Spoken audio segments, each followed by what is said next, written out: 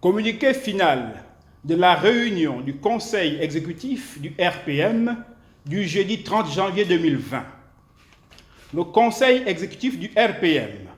a tenu sa réunion hebdomadaire ce jeudi 30 janvier 2020 à partir de 14h30 sous la présidence du patriote Alexandre Barrot-Chambrier, président du parti. Examinant les questions inscrites à son ordre du jour, le Conseil exécutif a procédé à un large échange de vues, d'une part sur les questions relatives à l'actualité nationale et d'autre part sur celles se rapportant à la vie du parti. S'agissant de l'actualité nationale,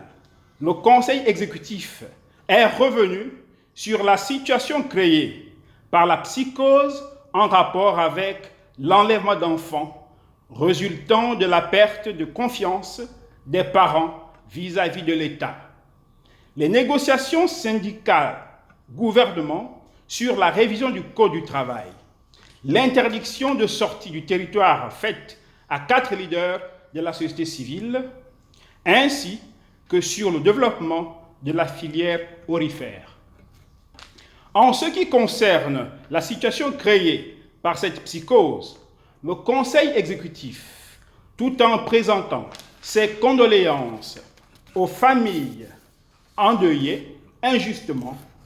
par les violences qui s'en sont suivies, rappelle son rejet de l'instauration d'une justice populaire dans notre pays. Se référant par ailleurs à la déclaration faite le 25 janvier 2020 par son secrétaire exécutif, dans laquelle il pointait l'incurie du gouvernement à répondre dans le climat qui prévaut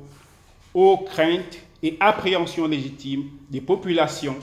ainsi que son incapacité à prendre les mesures idoines destinées à les rassurer. Il réaffirme qu'il est de la responsabilité des autorités dotées de pouvoirs régaliens de l'État de tout mettre en œuvre pour prévenir les débordements et assurer la sécurité des biens et des personnes en toutes circonstances. Dans ce cadre, le Conseil exécutif comprend la réticence des parents à laisser leurs enfants reprendre le chemin de l'école. Il salue donc la fermeté des syndicats, de l'éducation nationale et les associations des parents d'élèves dans leur volonté d'obtenir, avant toute reprise des cours, des garanties de sécurité permettant aux élèves et au corps enseignant de reprendre sereinement leurs activités. Pour ce qui est des négociations syndicats-gouvernement sur la révision du Code du travail, le Conseil exécutif dénonce la tendance du gouvernement qui pourtant prétend privilégier le dialogue social à vouloir diviser les syndicats sur des questions qui concernent tous les travailleurs. À ce sujet, il salue la position prise par la majorité des organisations syndicales qui a contraint le gouvernement à associer l'ensemble des syndicats à la révision du Code du travail destinée à régir les relations entre employeurs et salariés, en vue de trouver des solutions équilibrées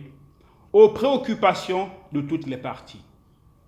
Concernant l'interdiction de sortie du territoire national des 4 leaders de la société civile, le Conseil exécutif du RPM s'étonne de cette mesure qui donne l'impression de 2 poids, 2 mesures. Il exige que soit préservée la liberté d'aller et de venir, garantie par la Constitution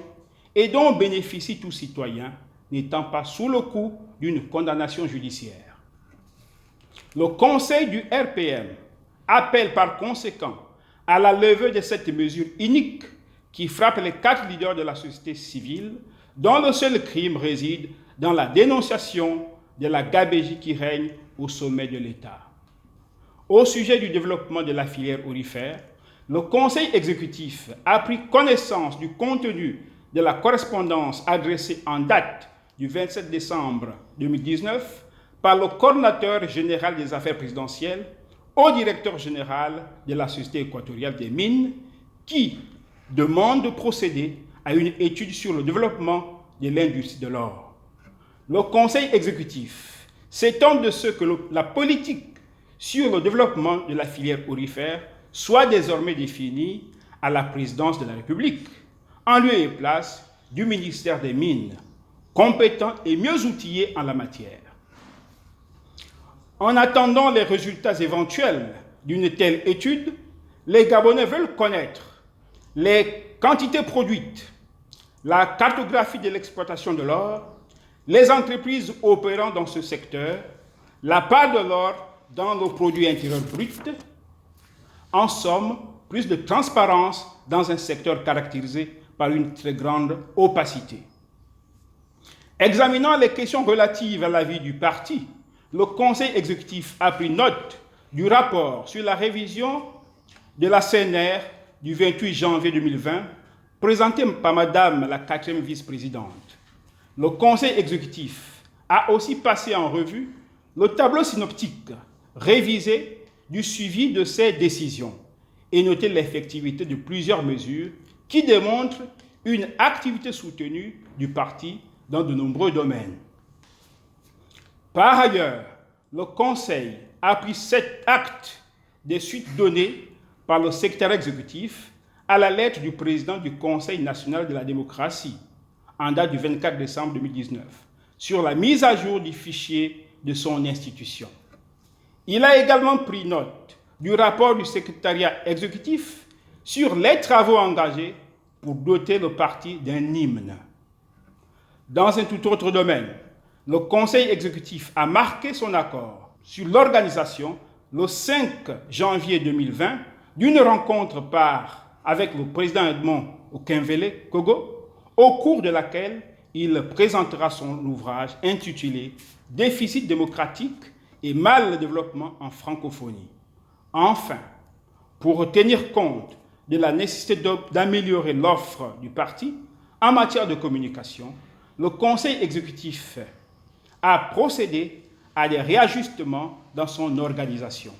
Fait à Libreville le 30 janvier 2020.